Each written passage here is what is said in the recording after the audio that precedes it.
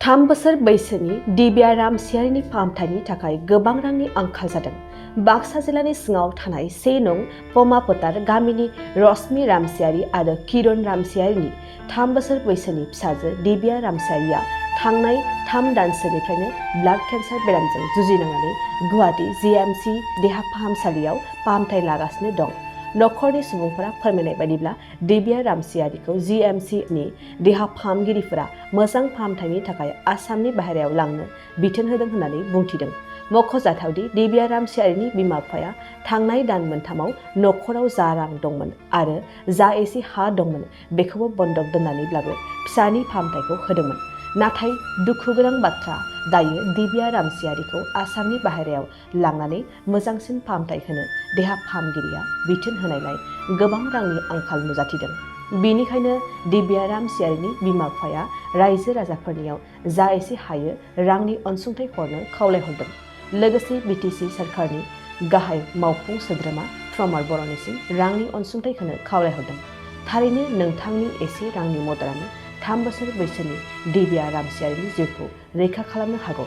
बेखायनो बयबो अननानै जा एसे हायो IFSC SBIN0005243 एकाउन्ट नं 36031313921 नं अनजिमायाव मदद हरनो जेन' जिल्लानि सिङाव थानाय 1 नं पमा फोथार गामि आरो बेनिफ्राय गथ' बेमारनि मुङा जाबाय दिब्या स्वर्गियारि, बिबु जाबाय कुलेन स्वर्गियारि, बिफानि मुङा मिदु स्वर्गियारि, बिमानि मुङा रश्मि स्वर्गियारि। दा बिथांमोननि गथ'आ मथा-मथि थांनाय 3 दाननिफ्रायनो ब्लाड केन्साराव गोलैनानै दङ।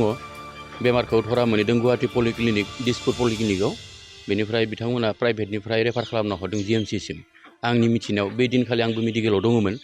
बेनिफ्राय डाक्टारा बुंबाय मा नोंथांमोना बिबरा केन्सार हस्पिटाल नङाबा GMC आव लाना थां होननानै बुंनायखाय बिथांमोना बिनि अखानायै रायजो राजानाव थाइसे थाइनै रां बिनानै गुवाहाटी GMC आव लाना थांनायसै।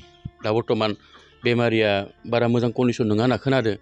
दा बिथांमोननि बेमारखौ नायनो थाखाय जथेस्थ' थाखा फैसानि गोनांथि जाना फैदों। दा बे नखरा दिनै ओरैबायदि दुब्ला गोलैलांबाय, माने हा हुबो गैया, खेथि बाथिबो गैया। साधारन बिथांमोना फिसा मिस्ट्रि मावनानैसो जायो। बे मिस्ट्रि मावनाय थाखाजों बिथांमोना बेबायदि गिदिर बेमारखौ बोरै नायनो। बेखायनो रायजो राजानि गोबां अनसुंथाइ गोनांथि जानानै फैदों। अननानै रायजो राजाफोरा थाइसे थाइनै रां दान होयोब्ला नैबे एकाउन्ट्स नाम्बार बिथांमोना रां सोनानै हरनो हागोन। बेजों लोगोसे दिनैनि बे समाव आसाम सरकाराव जोंहा हिमन्त बिश्व शर्मा सार चिफ मिनिस्टार दोङो आरो बेनिफ्राय BTR आव दोङो प्रमद बर' बिथां। जे जोङो ससियेल मिडियानि गेजेरजों नुदों गोबां गिदिर बेमार जायखौ आसामाव फाहामनो हायाखै, गोबां बेमारिफोरखौ दिल्ली, चेन्नाइ एबा एपल' हस्पिटालफोराव लांनानै दिनै सिकित्सा खालामगासिनो दङ असम सरकारा।